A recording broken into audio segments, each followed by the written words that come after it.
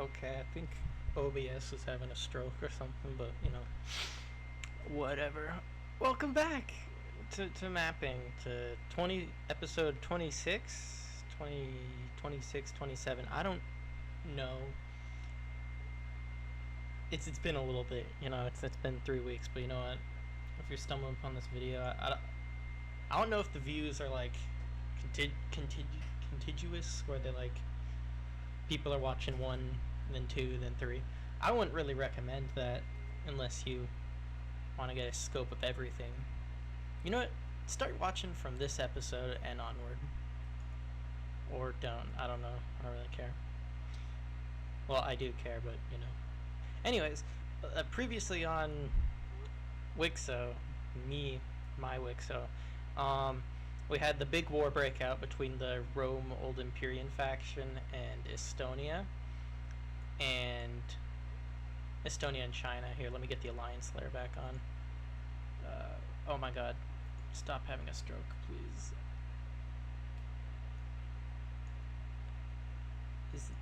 Is that... Okay, here we are. There we go. Alliances. Good old alliances. So here we have like Estonia and the Eastern European faction, as well as this like pocket in the west that's getting clobbered. The like Super Scotland and Belgian France.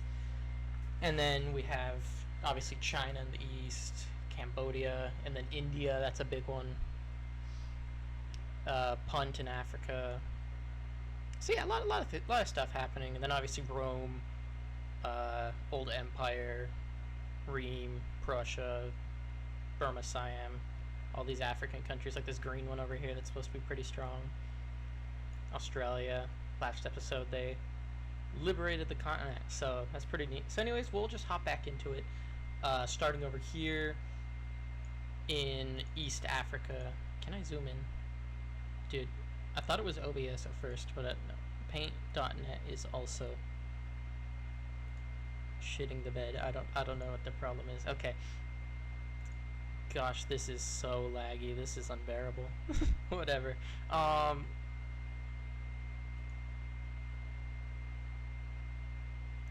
don't even know how to fix this. I'm just gonna close my web browser. Maybe that'll help. Good enough. Anyways, these guys, Sudan, they've pretty much collapsed again. They were stable for a minute, but they've pretty much collapsed again, which is going to lead to pretty much rampant the Punt and Ethiopian forces are basically just going to walk in. Oh, whoa, I didn't realize. I meant to do this before the episode, but it looks like everything got reset setting-wise. Yeah, that's not great. Dude, this is a horrible time for all this to be happening. No, not that. Oh my god. Now, of all times, It's frustrating. Okay, we should be good now. But yeah, Ethiopia is just going to walk in. They're just going to occupy the entire southern part of this country, meeting up with the border over here of the Square Sahara country. They just waltz on in. I'm going to turn the Alliance layer off so that giant triangle isn't in the way. But good old Ethiopia is just walking in because they've collapsed into a state of anarchy, so they're just walking in and occupying land. Rome is kind of like, well, shit, this is a big enemy on our front. We don't want to lose out on all this territory. And obviously Punt's also going to start, oh my god, can't English today, marching in. They move in from the coast and pretty much occupy all this near in the river. And so Rome eventually says, screw it, Sudan, you blew it, we're occupying. And so Rome very quickly, and I guess with open arms, waltzes all the way down the Nile, occupies all this. However, they aren't quite able to get to the capital in time, because, believe it or not, Sudan's a little mixed on Rome and their occupationist tendencies. So they already flattened Egypt like a millennia ago, and that's probably still kind of fresh in their minds. So while Rome is able to take most of this, including the city outside, the actual capital will be occupied by the East African countries, primarily Ethiopia, who will capture it, and all this land will fall to them. And Rome and these guys aren't really actively fighting, they're kind of just working on securing the areas they've occupied. Maybe Punt does a little fighting since they occupied the least, like, core territory. But, you know, they're this isn't the most heated fighting in the war. It's mostly the most heated, like, internal fighting here in Sudan, trying to settle the area down. It's never been very chill over there. But yeah, in this, Sudan has fallen. Moving over here, last episode, India and the Old Empire, they're throwing hands, and one of the big issues before the war was this Persian state, and Persia was kind of fought over at the beginning of the war between the Old Empire and India won. And now India is moving in to the western parts of Persia over here. They also, through this country, begin a front line into the Green Country, just kind of expanding northwards, completely surrounding them, the Persian state they won over, just occupying all of this. They are dominating. India is, there aren't a whole lot of like definitive winners, but like India and Rome really are winning. China is pretty much in a stalemate with Japan. They're both are like looking for the perfect opportunity to break through, but it's a struggle. Meanwhile, over here in the east of India, Burma Siam's taken a gigantic amount of land, but very strangely, a significant amount of their forces are actually going to start to retreat a little bit. And while India is kind of distracted with the Old Empire, like, whoa, what the, why does it keep doing that? Anyways, they're retreating. They're moving back. They're moving their front line back. And while India maybe individually could probably mess up Burma Siam pretty bad, they're distracted right now. So it's kind of a strange decision to opt to move this front line back this intensely. Like, you can see how far back they're electing to move it. All of this land, a giant amount of land, most of the land they occupied, they're letting go. Maybe they make some gains on the coastline. They wouldn't really give up that. But all this, they've actually sent their front line back pretty intensely. And that's because these two countries specifically have signed a kind of a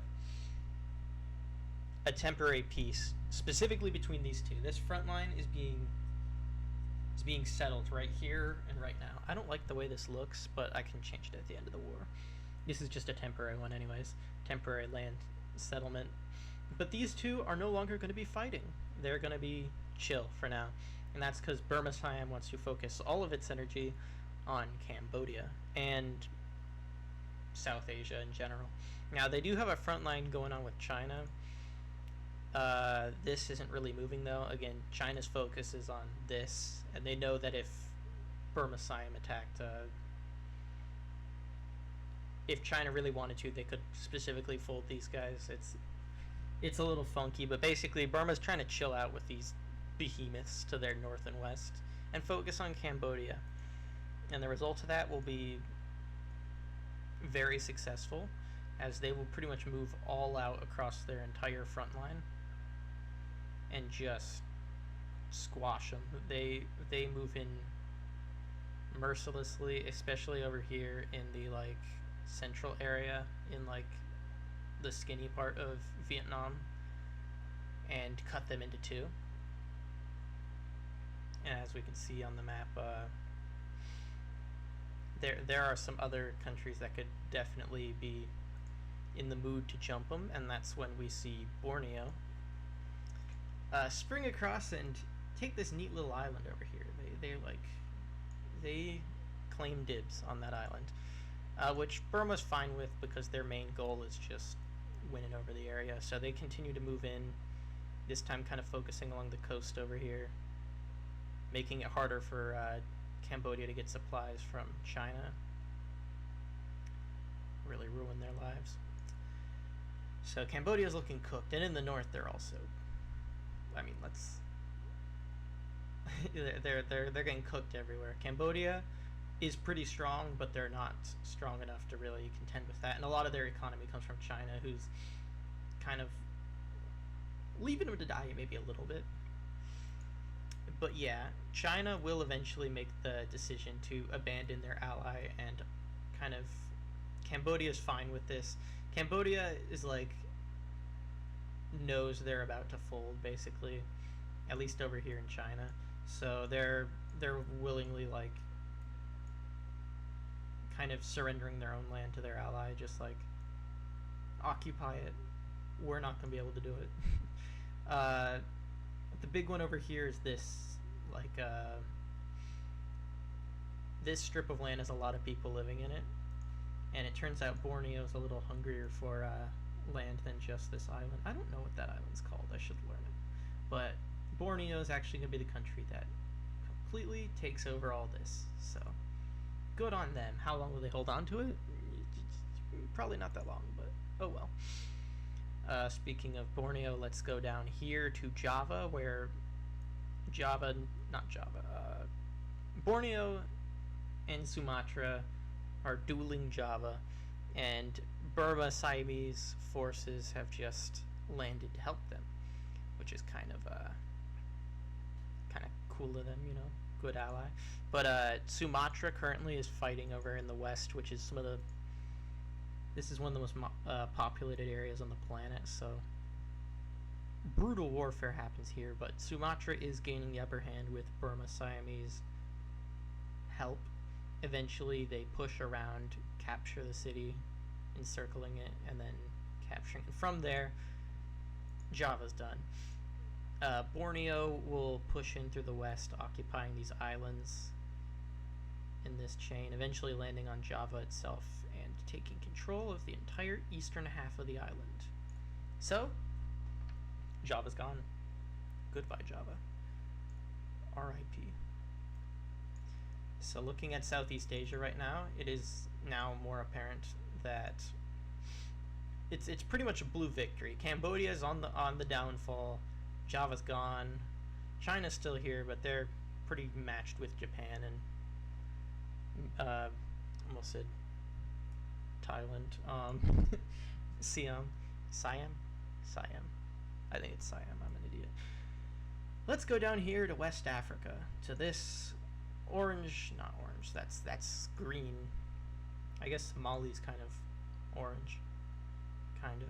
Anyways, the fighting continues, and it's about to get much worse for these guys as they begin pushing in rapidly, capturing pretty much all their major western cities. And from here, they kind of meet up with the border of their neighbors down here, the like periwinkle colored country. But yeah, these guys wipe out a lot of land. Eventually, kind of are trying to cut them off. They don't quite do that, but they might not have to, because this country right here just goes voop and takes all their coastlines, so no more resources flowing in from outside powers. And from there, they're actually, like, that was a lot of their strength. So from here, this kind of strand of cities completely falls over to the coastal West African country, and yeah, they're about to collapse.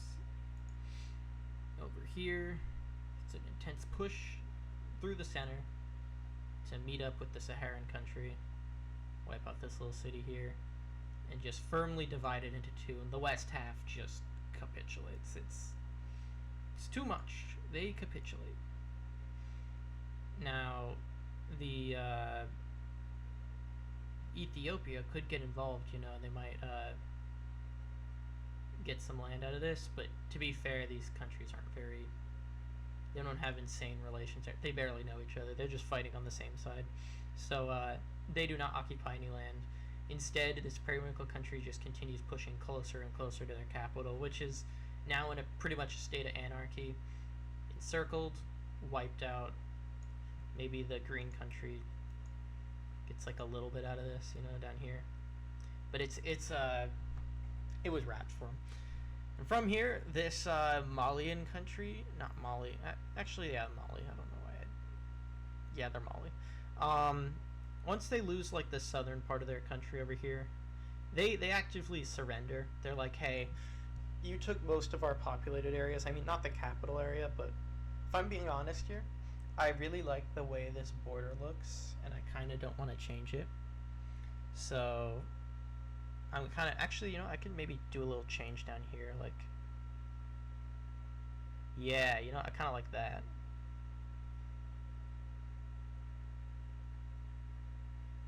Like a little something, you know, I could just like, that looks great, actually. Hold up.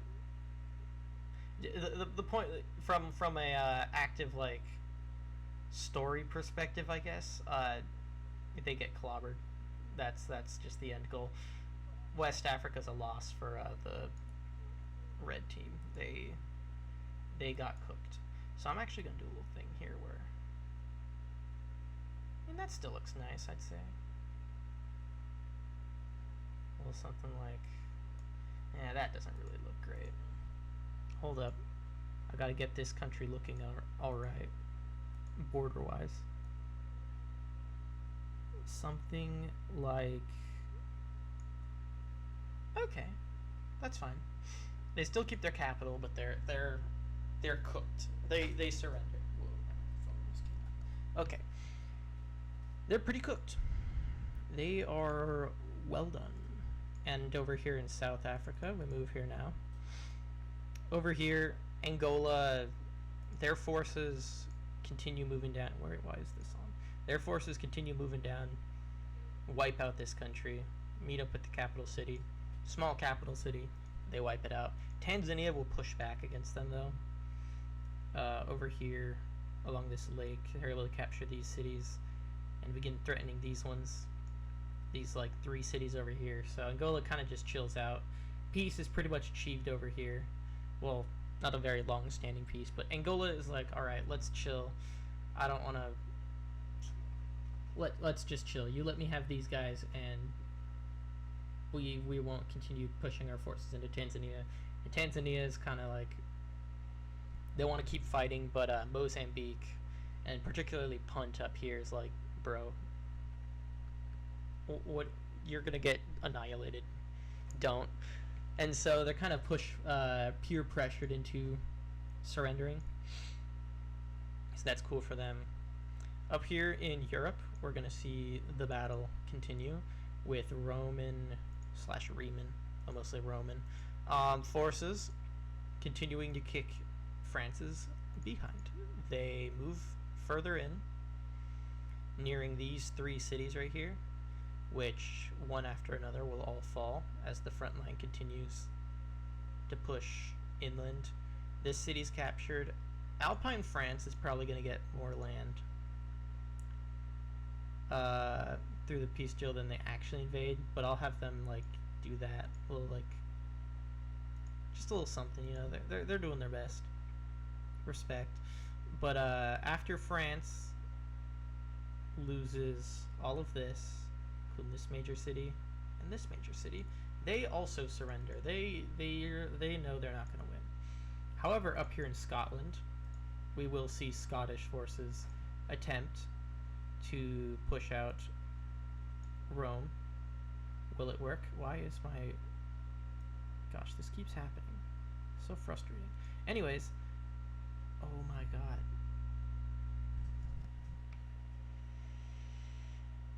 I don't...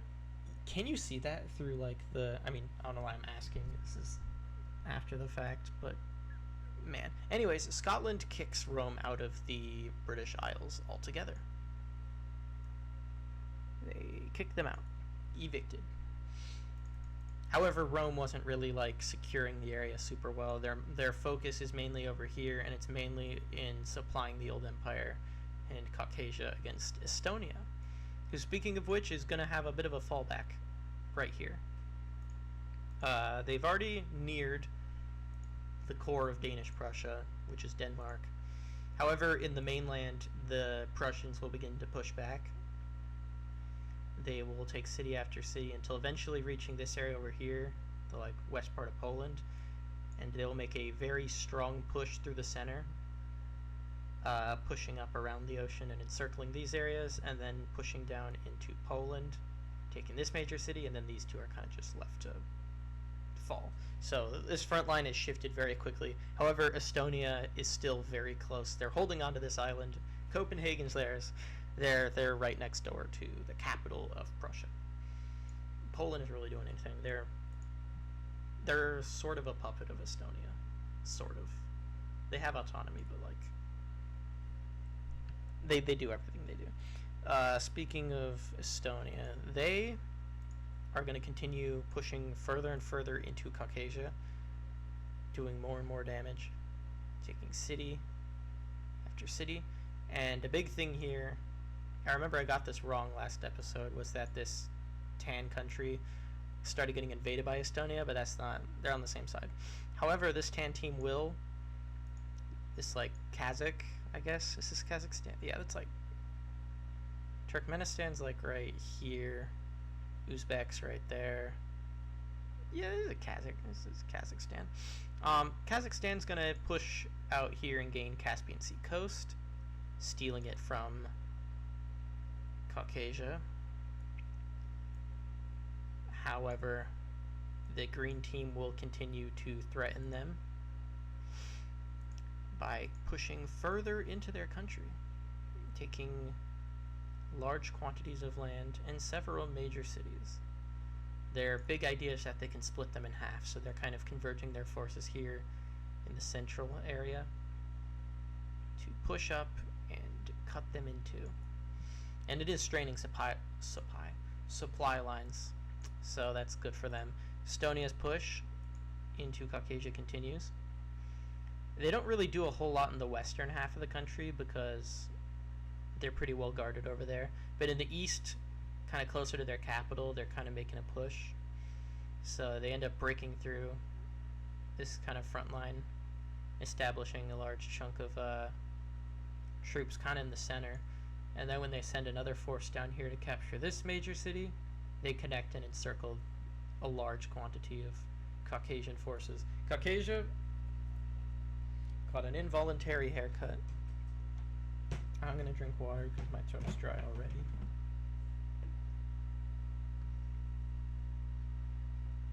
Alright.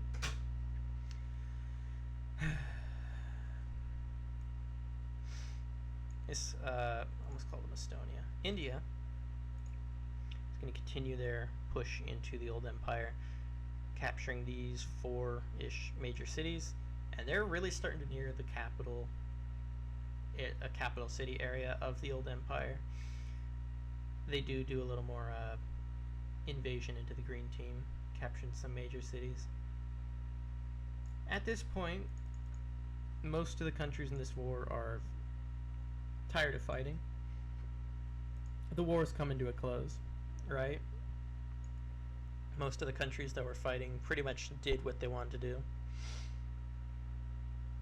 Treaties will be drawn up and stuff. It's all looking pretty nice and dandy for these countries. However, the final kind of nail in the coffin of the war that'll push the countries into surrender is the fall of Cambodia over here, which you'll see now. Myanmar, Cambodia, no. Burma Siam pushes forces into the center. They go down this chain of cities here to the outskirts of the city, simultaneously moving forces around this eastern part where Vietnam is. Eventually, they wrap around the kind of tail over here and capture this, pushing into the city from the east.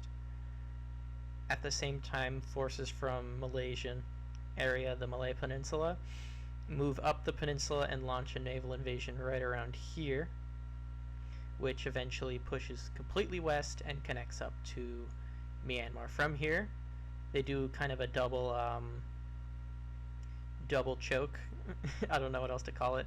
They capture these cities, encircling that area, and then they push through these 4 cities, encircling this area. And both areas fall soon after, putting Cambodia in a tricky situation, which they will not be able to escape from. They will begin en masse evacuating their important personnel to their colonies overseas, mainly Hawaii, as the capital of Cambodia is occupied by Burma Siam. This event triggers fear. Well, fear might be an exaggeration, but like significant worry in China, because now they know that, okay, we were pretty chill, relatively, with Burma Siam, and we're mostly fighting Japan in the sea, which they still are. Now that Burma Siam has pretty much chilled with India, they're not really fighting at all. And now that they've wiped out Cambodia, who are they going to start pushing forces into next? China. And China knows that if it tries to fight a 2-front war with Japan and Burma Siam, they will probably lose. So, and Borneo also here in the land. So China immediately goes to Estonia and is like, look, we gotta come to some peace arrangement with these guys. And so, eventually, after I don't know how long this war would be, probably months of fighting, the main powers of this war, so Rome, Rheims, Scotland, Estonia, Old Empire, Punt, probably these green team. Actually, I feel like it'd be less. It wouldn't be that many countries. It'd be like a handful. Let's say, let's think about the peace meeting. It's probably gonna be like 5 or 6 countries. We'll say 5, and in that case, it's gonna be. Let me get like a bizarre color. Angola's not getting invited, so I'll use there. So, Estonia, they're going. China, they're going. India, they've got to go, I'd imagine. Old Empire, Rome. Rheims doesn't go, but Rome pretty much speaks for them anyways. And then, we'll have Burma Siam also going. I also feel like, we'll do 8. We'll have Japan go. And then what's like an oddball one? What's like a funny one to have show up for no reason? Who was like involved in the war but really didn't do anything? Yeah, Poland. Australia. Beautiful. They're going to the meeting. Hey, they're not too laughable, they're cool. But anyways, those will be who shows up to the meeting. The 8 meeting countries. These guys are going to discuss the final results of the war. So I guess we will start in Europe with how is Europe going to be settled. So Scotland is going to be taking control of the entire British Isles. I don't think... Would Rome levy to still have some occupation over Ireland, maybe? Probably, now that I think about it. We could have them still have like a tiny claim over here. Actually, we could just have them still have South Ireland. Would they still have Cornwall? I'm going to say no. I'm going to say they get South Ireland, but Scotland's like, don't touch the big island. And Rome's like, okay, fine, whatever. The big gains, or losses, I guess, is going to be over here in Belgium, France, where they're now essentially just the Benelux. So they've lost their French title, they're just Benelux. So they're going to... Here, how do I want to draw this? They'll lose all of that to Rome, but Rome's obviously not going to occupy all that. Rome is going to assign that duty to Alpine France, who's going to kind of... Here, hold up.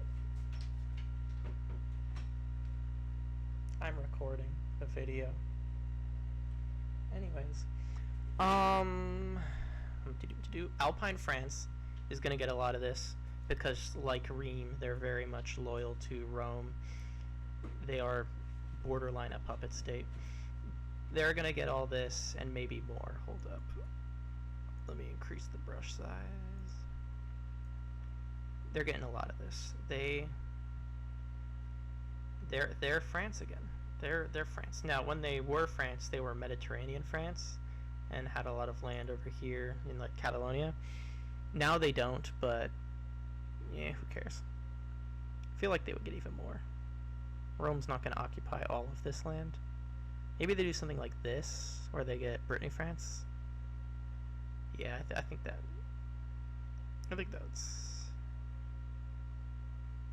Give them a little more. Yeah, okay, there we go.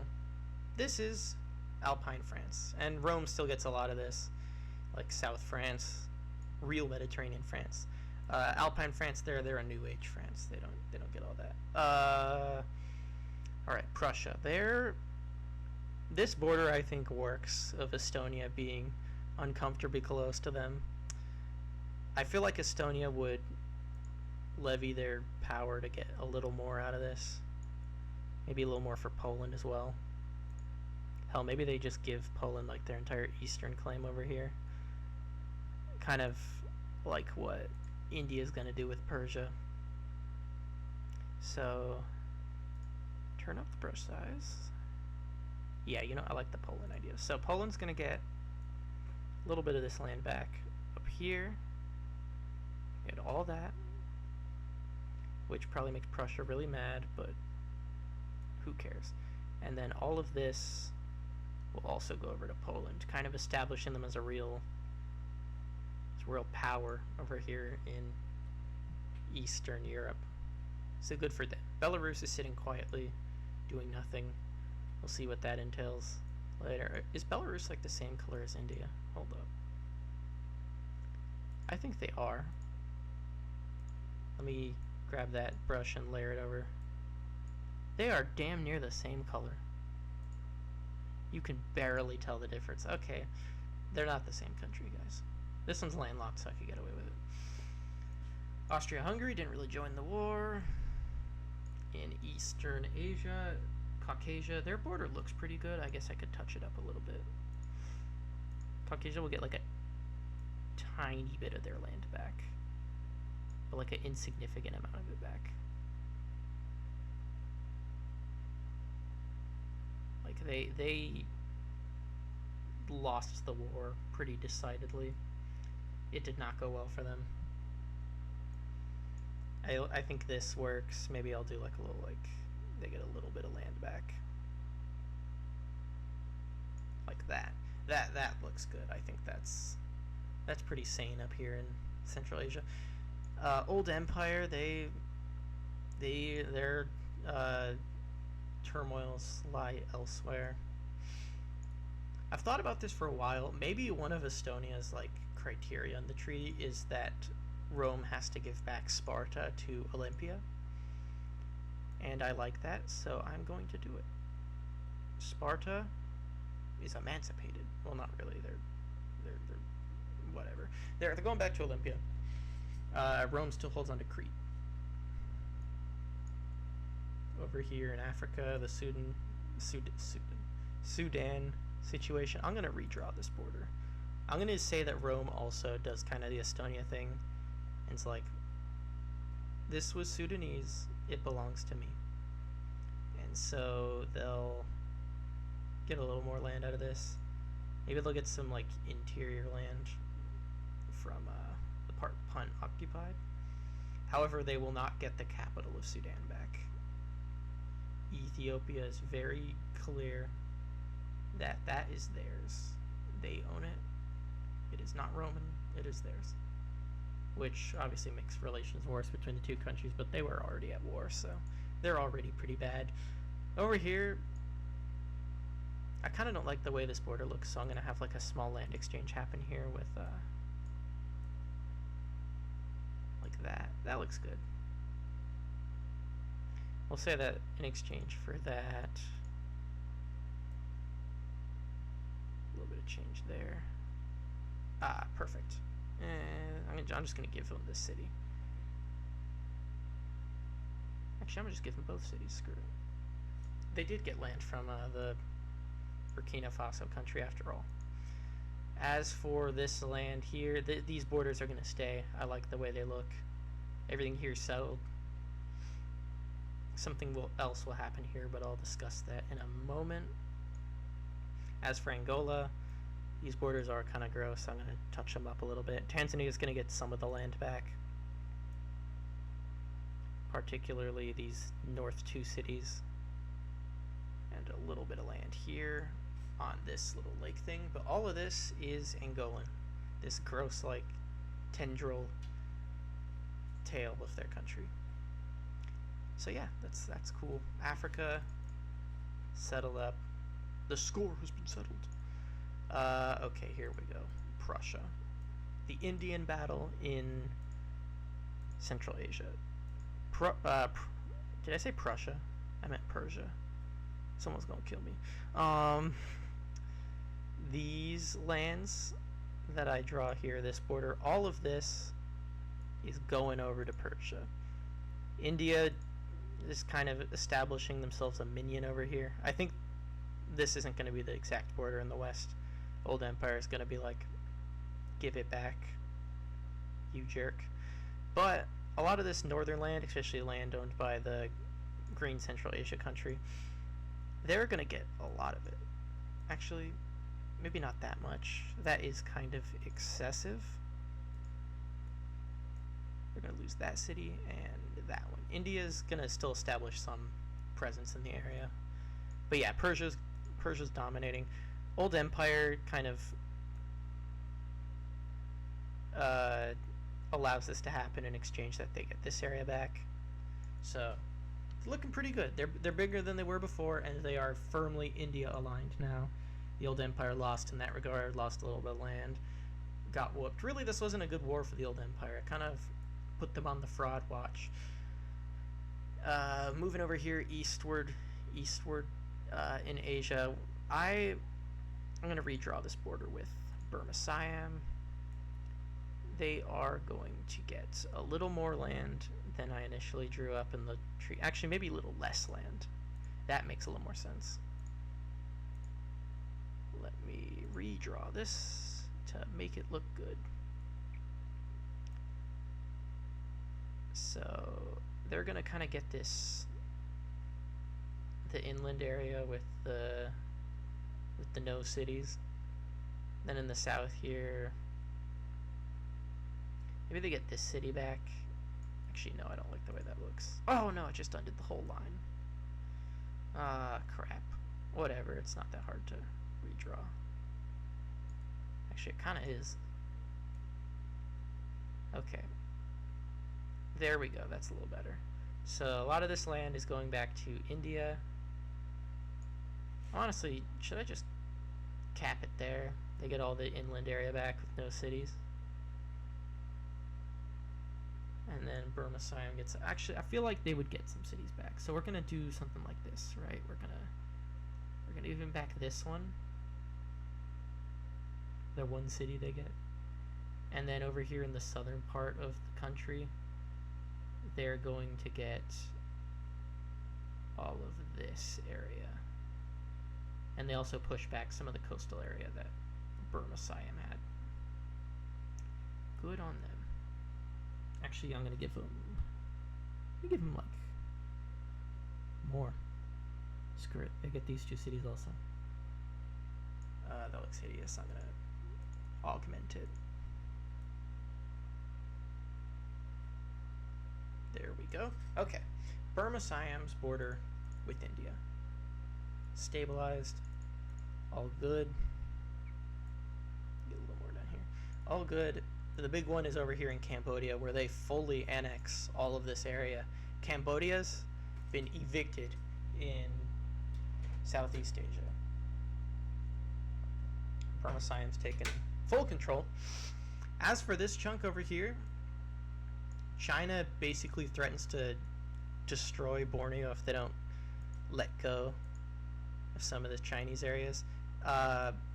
Borneo isn't even at the meeting, so other countries kind of have to speak on their behalf. They end up agreeing to let China take control of the most populated areas of this Chinese claim.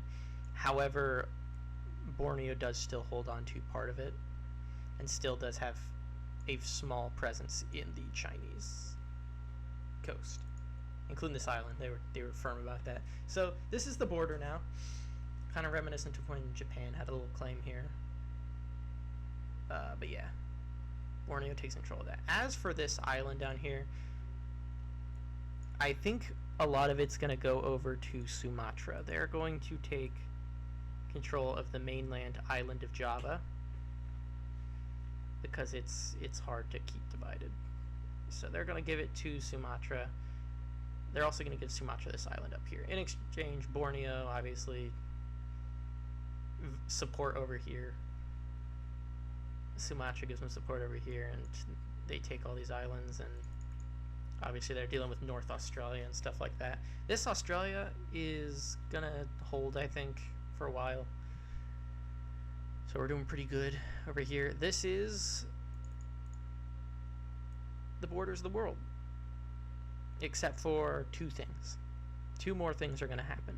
One is a Roman demand that Estonia is going to have to acquiesce. Acquiesce? Is that the right word? They're going to give in. They're going to cave in. Rome demands that in order for the war to come to an official nice close, Estonia has to give them their colony in Canada. And Estonia's like, you know what? We don't even like our colony in Canada that much, which was not their stance before, obviously. They're in like a colonial war, but secretly they're like, you know what? We have other ambitions here in Asia. You can have it all. You can have the entire colony. And so they do. I'm not even going to bother coloring this entire thing in. Actually, maybe I will. I'm going to turn the brush size up to like 8 gajillion and then click it. There we go. Oh, no, wait, I meant to. There we go. So all of Estonia's colony in Canada goes over to Rome, making Rome easily the biggest colonial power in North America, besides maybe like Prussia, but even then they're not touching them. This is gigantic. This is Roman now. And then the other final thing is the green team. Actually, first off, I just realized one more thing. Cambodia, I'm gonna have to adjust the capitals, but Cambodia is moving their base of operations to Hawaii. I can't really call them Cambodia anymore because they aren't in Cambodia. Cambodia is occupied. So I'm gonna call them Hawaii. The Hawaiian.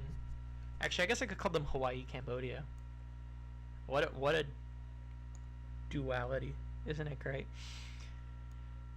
The final event of this video, because it is ending. Thank you for watching, but stick around for 1 second, because we have a union over here in West Africa. This periwinkle country is uniting into the green country. And now we have a full-blown superpower here in West Africa. Capital still stays in Senegal. I need to update these capitals. So, give me a second to fix that. But, this is a huge change that's really going to offset power in West Africa. Because Rome, why is this not working? Rome is tough, but their influence is getting threatened. Why can't I recolor this?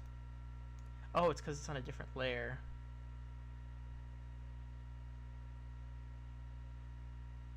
Yeah, hold up.